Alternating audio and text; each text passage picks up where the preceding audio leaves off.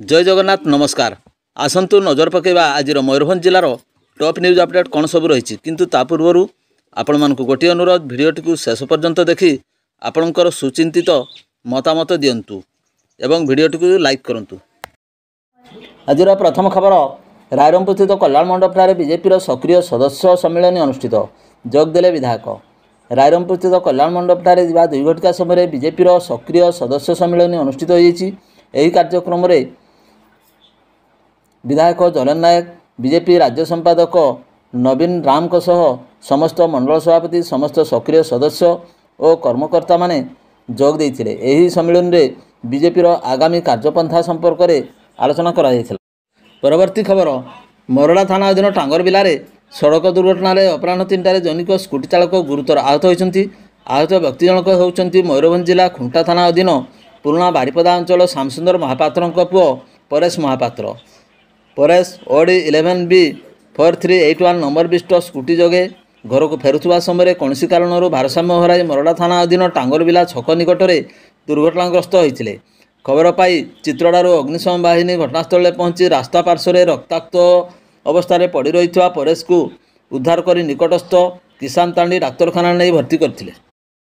परवर्ती खबर रथ कारीगर जमी समस्या नहीं जिलापाल को दारिपत्र प्रदान समाधान नहेले रथ निर्माण कार्य बंद चेतावनी।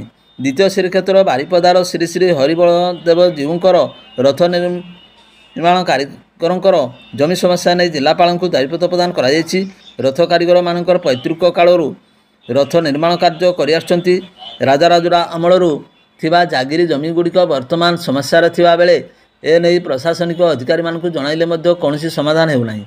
तेणु करी जिलापाल उपस्थित तहसीलदार और आरआई मानक सह आलोचना करी यार समाधान करने को शनिवार दिन निवेदन करछंती। आसंता अक्षय तृतीया पूर्व जदि उक्त जमी समस्या समाधान न हुए तेबे रथ निर्माण कार्य अनिर्दिष्ट काल पर्यंत बंद रहिबो बोली रथ कारीगर माने चेतावनी दैछंती।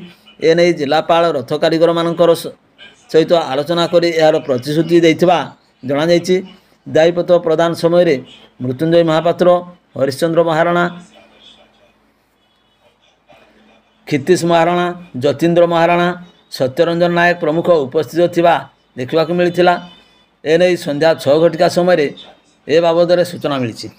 परवर्ती खबर बैसिंगा पुलिस पेट्रोल टीम रविवार राति 11टार काठपाड़ आग्रिया रास्तार नड़पुर जंगल ठारे चढ़ाऊ कर चोराबाली बजे ट्राक्टर जबत करने सहित मामला रुजु कर चालक को गिरफ्त कर तदंत आरंभ कर। सूचना मुताबक काठपाड़ ठारू बुढ़ाबणंग नदी बेआईन भाव में बाली उत्तोलन और चोराचालाण नहीं खबर पाइबा पर बैसिंगा पुलिस पेट्रोल टीम आतर्कित चढ़ाऊ करते। काठपाड़ आग्रिया रास्तार नड़पुर जंगल ठारे चढ़ाऊ कर ओडी 11B0310 नंबर विशिष्ट बाली ट्राक्टर को जबत करने सहित चोराबाली बजे ट्राक्टर चालक नड़पुर उपखंड नुआगाँ ग्रामर रामचंद्र मुर्मूर पुओ दुर्गाचरण मुर्मू को गिरफ्त कर थाना को आनी। एने बैसिंगा पुलिस 159 नंबर में मामला रुजु कर अधिक तदंत जारी रखी। परवर्ती खबर बेतनटी बजार चंडीछक स्थित बंधन कल्याण मंडप ठारे आयोजित मागणा स्वास्थ्य शिविर को रविवार पूर्वाह्न 11:30 बड़साई निर्वाचन मंडल मान्यवर लोकप्रिय विधायक सनातन बिजुली आनुष्ठानिक भाव में उद्घाटन करथिबा बेले अपराह्न 4टारे उद्यापित हो जाइछि।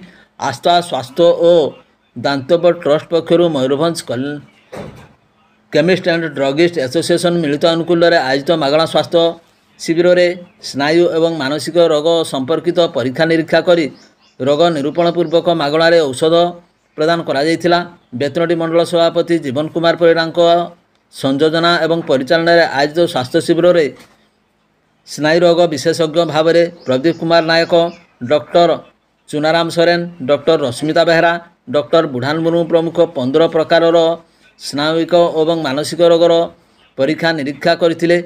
एही शिविर में बेतनटी समेत आखपाख अंचल 60 रु ऊर्ध्व जनसाधारण निज निजर स्वास्थ्य परीक्षा कराइथिले।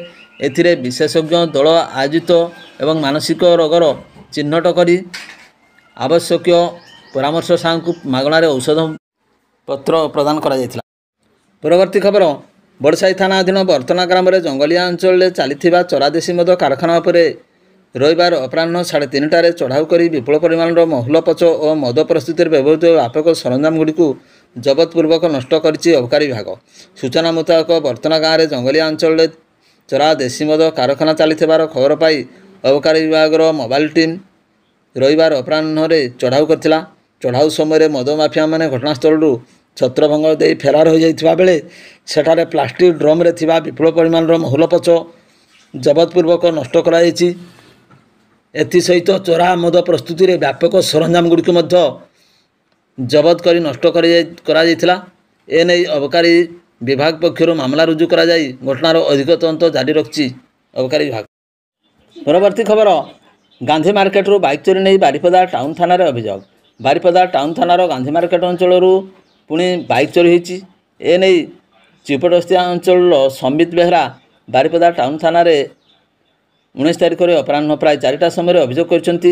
ଗାନ୍ଧୀ ମାର୍କେଟ ନିକଟରେ ବାଇକ୍ ପାର୍କିଂ କରି ସୌଦା କିଣିବାକୁ ଦୋକାନକୁ ଯାଇଥିଲେ। ଫେରିବା ବେଳକୁ ଉକ୍ତ ସ୍ଥାନରେ ବାଇକ୍ ନଥିଲା। ଅନେକ ଖୋଜାଖୋଜି କରିବା ପରେ ବାଇକ୍ଟିକୁ ନ ପାଇ ଥାନାରେ ଅଭିଯୋଗ କରିଛନ୍ତି। ତେବେ ପୋଲିସ ମାମଲା ରୁଜୁ କରି ତଦନ୍ତ ଆରମ୍ଭ କରିଛି। ଏନେଇ ରବିବାର ଦିନ ପୋଲିସ ପକ୍ଷରୁ ସୂଚନା ମିଳିଛି। ପରବର୍ତ୍ତୀ ଖବର, ମରଡ଼ା ଥାନା ଚିତ୍ରଡ଼ା ଫାଣ୍ଡି ଅଧୀନ ପାଟପୁରଠାରେ ଏକ ଅଜଣା ଗାଡ଼ି ଧକ୍କାରେ ଜୈନିକ ପଥଚାରୀଙ୍କର ମୃତ୍ୟୁ ଘଟଣାରେ ସୋମବାର ପୂର୍ବାହ୍ନ 9ଟାରେ ମାମଲା ରୁଜୁ କରି ମୃତଦେହ ଜବତପୂର୍ବକ ତଦନ୍ତ ଆରମ୍ଭ କଲା ମରଡ଼ା ପୋଲିସ। ମୃତ ଯୁବକ ଜଣକ ହେଉଛନ୍ତି ପାଟପୁର ଉପକଣ୍ଠ ଧଡ଼ାସାହି ଗ୍ରାମର 40 ବର୍ଷିଆ ଗଣେଶ ଟୁଡୁ। ସୂଚନା ମୁତାବକ ଗଣେଶ ରାସ୍ତାରେ ଚାଲି ଚାଲି ଯାଉଥିବା ସମୟରେ ଏକ ଦ୍ରୁତଗାମୀ ଅଜଣା ଗାଡ଼ି ତାଙ୍କୁ ଧକ୍କା ଦେଇ ଚମ୍ପଟ ମାରିଥିଲା। ଦୁର୍ଘଟଣାରେ ରାସ୍ତା ପାର୍ଶ୍ୱରେ ରକ୍ତାକ୍ତ ହୋଇ ଗୁରୁତର ଅବସ୍ଥାରେ ପଡ଼ି ରହିଥିବା ଗଣେଶକୁ ଚିତ୍ରଡ଼ା ଅଗ୍ନିଶମ ବାହିନୀ ଉଦ୍ଧାର କରି କିଶାନତଣ୍ଡି ଡାକ୍ତରଖାନାରେ ଭର୍ତ୍ତି କରିଥିଲା। ପରବର୍ତ୍ତୀ ଖବର, 3 ଦିନ ତଳେ ମୟୂରଭଞ୍ଜ ଜିଲ୍ଲା ଠାକୁରମୁଣ୍ଡା ଅଞ୍ଚଳରୁ ଚୋରି ହୋଇଥିବା 5 ବର୍ଷର ଶିଶୁକନ୍ୟାକୁ ରବିବାର ଯାଜପୁର ଜିଲ୍ଲା ବ୍ୟାସନଗରରେ ଉଦ୍ଧାର କରାଯାଇଛି। ଜଣେ କିନ୍ନର ସମ୍ପୃକ୍ତ ଶିଶୁକୁ ନେଇ ଯାଇଥିବା ସିସିଟିଭି ଯାଞ୍ଚରୁ ଜଣାପଡ଼ିଥିଲା। ବ୍ୟାସନଗର ସହର କିନ୍ନର ନେତ୍ରୀ କାଜଲ ନାୟକ ଏବଂ ଲଭଲି ସାହୁ ସମ୍ପୃକ୍ତ କିନ୍ନରଙ୍କୁ ଠାବ କରି ତା ନିକଟରୁ ପିଲାଟିକୁ ଉଦ୍ଧାର କରିବା ସହିତ ଦୁର୍ବୃତ୍ତଙ୍କୁ ପୁଲିସ ଜିମା ଦେଇଥିଲେ। ସବୁଠାରୁ ବଡ଼ କଥା ହେଲା, ସମ୍ପୃକ୍ତ ପିଲାଚୋର ପ୍ରକୃତରେ କିନ୍ନର ନୁହନ୍ତି ବରଂ ଛଦ୍ମବେଶୀ ବୋଲି ଜଣାପଡ଼ିଛି। ସହଯୋଗୀଙ୍କ ସହ ଛଦ୍ମବେଶ କିନ୍ନରଙ୍କ ପୁଲିସ ଗିରଫ କରିଛି। ଖବର ମୁତାବକ ଗତ 17 ତାରିଖ କରଞ୍ଜିଆ ଅଞ୍ଚଳ ସିପି ପାତ୍ର ନିଜର ଶିଶୁକନ୍ୟାଙ୍କ ସହିତ ଠାକୁରମୁଣ୍ଡା ହେଉଥିବା ଉଡ଼ାପର୍ବ ଦେଖିବାକୁ ଯାଇଥିଲେ। ସେହିଦିନ ସନ୍ଧ୍ୟାରେ ତାଙ୍କ ଶିଶୁକନ୍ୟା ନିଖୋଜ ହୋଇଯାଇଥିଲା। ବହୁ ଖୋଜାଖୋଜି ପରେ ନିରାଶ ହୋଇ ସେ 18 ତାରିଖ ଠାକୁରମୁଣ୍ଡା ଥାନାରେ ଲିଖିତ ଅଭିଯୋଗ କରିଥିଲେ। ଜଣେ କିନ୍ନର ଶିଶୁକନ୍ୟାକୁ ସଙ୍ଗରେ ନେଇ ଶ୍ରୀଲକ୍ଷ୍ମୀ ନାମକ ଏକ ବସ୍ରେ ଯାଇଥିବା ପାଖ ସିସିଟିଭି ଯାଞ୍ଚ ପରେ ଜଣାପଡ଼ିଥିଲା। ସାବିତ୍ରୀ ଦଳେଇ ଜାଣିବାକୁ ପାଇଥିଲେ ସମ୍ପୃକ୍ତ କିନ୍ନର ଯାତ୍ରା ସମୟରେ ତାଙ୍କ ସହ ବିଶ୍ୱାସ ଜନ୍ମାଇ ଶିଶୁକୁ ନେଇଯାଇଥିବା ଶ୍ରୀ ପାତ୍ର ସୂଚନା ଦେଇଥିଲେ। ଏହା ସହ ସମ୍ପୃକ୍ତ କିନ୍ନର ତା ସହ ଯାଜପୁର ରୋଡ଼ ଅଞ୍ଚଳରେ ବୋଲି ଜଣାପଡ଼ିଥିବାରୁ ଥାନା ଅଧିକାରିଣୀ ବ୍ୟାସନଗର ଅଞ୍ଚଳରେ ଥିବା କିନ୍ନର ସଂଘକୁ ଏ ବିଷୟରେ ଖବର ଦେଇଥିଲେ। କିନ୍ନର ସଂଘର କାଜଲ ନାୟକ ଏବଂ ଲଭଲି ସାହୁ ବ୍ୟାସନଗର ଅଞ୍ଚଳ କାଚହୁଡ଼ି ସାହିରେ ନିଖୋଜ ଶିଶୁକନ୍ୟା ଥିବାର ଖବର ପାଇ ସେଠାରେ ପହଞ୍ଚି ଶିଶୁଟିକୁ ଉଦ୍ଧାର କରିଥିଲେ। କିନ୍ନର ବେଶରେ କେନ୍ଦୁଝର ଜିଲ୍ଲା ତେଲକଇ ଅଞ୍ଚଳରେ ଲିପୁ ନାୟକ 28 ବର୍ଷ ନାମକ ଯୁବକ ଶିଶୁକନ୍ୟାକୁ ଆଣି ଯାଜପୁର ରୋଡ଼ ଥାନା କାଚହୁଡ଼ି ସାହିରେ ନିରଞ୍ଜନ ରାଉଳଙ୍କ ଘରେ ରଖିଥିଲେ। ଉଭୟ ଅଭିଯୁକ୍ତ ସେମାନେ ଯାଜପୁର ରୋଡ଼ ଆଦର୍ଶ ଥାନାରେ ଜିମା ଦେଇଥିଲେ। ଠାକୁରମୁଣ୍ଡା ଥାନା ଅଧିକାରିଣୀ ସାବିତ୍ରୀ ଦଳେଇ ଓ ଶିଶୁକନ୍ୟାର ମା ଯାଜପୁର ରୋଡ଼ ଥାନାରେ ପହଞ୍ଚି ଶିଶୁକନ୍ୟାକୁ ନିଜ ସହିତ ନେଇଥିବା ଜଣାପଡ଼ିଛି। ଛଦ୍ମବେଶୀ ଯୁବକଙ୍କ ପାଇଁ କିନ୍ନର ସମାଜ ବଦନାମ ହୋଇଥିବାରୁ ସଂଘ ଅସନ୍ତୋଷ ପ୍ରକାଶ କରିଛି। ପରବର୍ତ୍ତୀ ଖବର, ସ୍ଥାନୀୟ ସ୍ୱତନ୍ତ୍ର ଭିଜିଲାନ୍ସ ଜଜ୍ ପୂର୍ଣ୍ଣିମା ଜେନା 2017 ମସିହା ଏକ ଲାଞ୍ଚ ଅଭିଯୋଗ ମାମଲାକୁ ବିଚାର କରି ସୁଳିଆପଦା ବ୍ଲକ କଷ୍ଟା ପଞ୍ଚାୟତର ତତ୍କାଳୀନ ନିର୍ବାହୀ ଅଧିକାରୀ ସୁବ୍ରତ କୁମାର ପାତ୍ରଙ୍କୁ ଉପଯୁକ୍ତ ପ୍ରମାଣ ଅଭାବରୁ ଗତ 19 ତାରିଖ ଦୋଷମୁକ୍ତ କରିଥିବା ଜଣାପଡ଼ିଛି।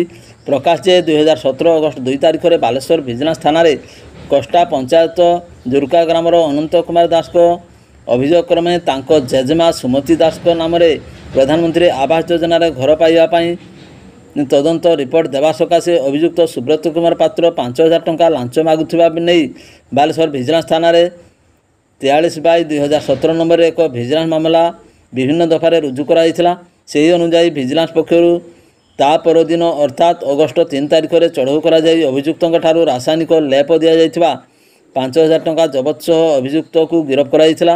ସମ୍ପୃକ୍ତ ଅଭିଯୁକ୍ତଙ୍କ ବିରୋଧରେ କୋର୍ଟରେ ଚାର୍ଜସିଟ୍ ମଧ୍ୟ ଦାଖଲ କରାଯାଇଥିଲା। ଅଭିଯୁକ୍ତଙ୍କ ପକ୍ଷରୁ ବରିଷ୍ଠ ଆଇନଜୀବୀ ଦେବାଶିଷ ପଟ୍ଟନାୟକ ମାମଲା ପରିଚାଳନା କରିଥିଲେ। ପରବର୍ତ୍ତୀ ଖବର ବଳଦା ଥାନା ଅନ୍ତର୍ଗତ ବାସିନ୍ଦୀ କାଦୁଆଣୀ 220 ନମ୍ବର ଜାତୀୟ ରାଜପଥ ରବିବାର ସକାଳେ ଏକ ବସ୍ ଦୁର୍ଘଟଣା ହୋଇଛି। ବସ୍ଟି ଝାଡ଼ଖଣ୍ଡ ରାଜ୍ୟର ଗିରିଡିହରୁ ପ୍ରାୟ 45 ଜଣ ପିଲାଙ୍କୁ ନେଇ ଚଢ଼େଇବଳ ମାଦ୍ରାସକୁ ଯାଉଥିଲା। ତେବେ ବସ୍ଟି ମୁଖ୍ୟ ରାସ୍ତାରୁ ଡାହାଣ ପଟକୁ ଖସିଯାଇ ଏକ ଗଛରେ ବାଡ଼େଇ ହୋଇ ରହିଯାଇଛି। ରାଇରଙ୍ଗପୁର ପଟୁ ବାସିନ୍ଦୀ ଆଡ଼କୁ ଆସୁଥିବା ନିକଟବର୍ତ୍ତୀ ବିଟାଡିହି ଗ୍ରାମର ଜଗନ୍ନାଥ ହେମ୍ବ୍ରମ ବୟସ 35 ବର୍ଷଙ୍କ ନାମରେ ବାଇକ୍ ଆରୋହୀଙ୍କୁ ଧକ୍କା ଦେଇଥିଲା। ଦୁର୍ଘଟଣାରେ ଉକ୍ତ ଯୁବକଙ୍କ ଗୋଡ଼ରେ ବସ୍ଟି ଚଢ଼ିଯାଇଥିଲା। ଆହତ ଯୁବକଙ୍କୁ ପ୍ରଥମେ ରାଇରଙ୍ଗପୁର ଓ ପରେ ବାରିପଦାକୁ ସ୍ଥାନାନ୍ତରିତ କରାଯାଇଛି ବୋଲି ଜଣାପଡ଼ିଛି। ତେବେ ପ୍ରାଥମିକ ସୂଚନା ମୁତାବକ ବସ୍ଟି ନିଜ ବାମ ପଟ ଛାଡ଼ି ସମ୍ପୂର୍ଣ୍ଣ ରୂପେ ଡାହାଣ ପଟକୁ ଯାଇ ରାସ୍ତା ତଳକୁ ଓଲଟି ପଡ଼ିବା ଓ ବାଇକ୍ ଆରୋହୀ ଯୁବକଙ୍କୁ ଧକ୍କା ଦେବା ଘଟଣାରେ ବସ୍ ଚାଳକଙ୍କର ବେପରୁଆ ଗାଡ଼ି ଚାଳନା ଯୋଗୁଁ ଏପରି ଦୁର୍ଘଟଣା ଘଟିଛି ବୋଲି ଅନୁମାନ କରାଯାଉଛି। ବଳଦା ଥାନାର ନବନିଯୁକ୍ତ ଏଏସ୍ଆଇ ଅନନ୍ତ ଦାସ ଘଟଣାର ତଦନ୍ତ କରୁଛନ୍ତି। ପରବର୍ତ୍ତୀ ଖବର ଗତ 17 ତାରିଖ ଅଜଣା ବାଇକ୍ ଧକ୍କାରେ ବିଶୋଇ ବ୍ଲକର ଅତିରିକ୍ତ ପିଇଓ ଦାୟିତ୍ୱରେ ଥିବା ସତ୍ୟରଞ୍ଜନଙ୍କର ବୟସ 57 ବର୍ଷଙ୍କର ମୃତ୍ୟୁ ଘଟିଥିଲା। ତେବେ ମୃତ୍ୟୁ ପରେ ତାଙ୍କର ଚକ୍ଷୁଦାନ କରିଥିଲେ ପରିବାର ଲୋକେ। ଭୁବନେଶ୍ୱର ସ୍ଥିତ ଦୃଷ୍ଟିଦାନ ଆଇ ବ୍ୟାଙ୍କ ତରଫରୁ ସମସ୍ତ ବ୍ୟବସ୍ଥା କରାଯାଇ ଚକ୍ଷୁ ଗ୍ରହଣ କରାଯାଇଥିଲା। ଏହି ମହତ ଉଦ୍ଦେଶ୍ୟ ପାଇଁ ଅଞ୍ଚଳବାସୀ ତାଙ୍କ ପରିବାରଙ୍କୁ ମନେ ପକାଇବା ସହ ସାଧୁବାଦ ଜଣାଇଛନ୍ତି। ପ୍ରକାଶଯୋଗ୍ୟ ଯେ ଶ୍ରୀ କରଙ୍କର ଘର ବାଙ୍ଗିରିପୋଷି ବ୍ଲକ ଅନ୍ତର୍ଗତ ବଣକାଟି ଗ୍ରାମରେ ହୋଇଥିବା ବେଳେ ସେ ବାଙ୍ଗିରିପୋଷି ହାଟ ନିକଟରେ ଭଡ଼ା ଘରେ ରହୁଥିଲେ। ସେ ବଜାରରୁ ଚାଲି ଚାଲି ଭଡ଼ା ଘରକୁ ଯାଉଥିବା ସମୟରେ ଏକ ଅଜଣା ବାଇକ୍ ତାଙ୍କୁ ଧକ୍କା ଦେଇଥିଲା। ଫଳରେ ଘଟଣାସ୍ଥଳରେ ହିଁ ତାଙ୍କର ମୃତ୍ୟୁ ଘଟିଥିଲା। ସ୍ଥାନୀୟ ଲୋକେ ଶ୍ରୀ କରଙ୍କୁ ଉଦ୍ଧାର କରି ତୁରନ୍ତ ବାଙ୍ଗିରିପୋଷି ଗୋଷ୍ଠୀ ସ୍ୱାସ୍ଥ୍ୟ କେନ୍ଦ୍ରକୁ ଆଣିଥିଲେ ହେଁ ସେଠାରେ ତାଙ୍କୁ ଡାକ୍ତର ମୃତ ଘୋଷଣା କରିଥିଲେ।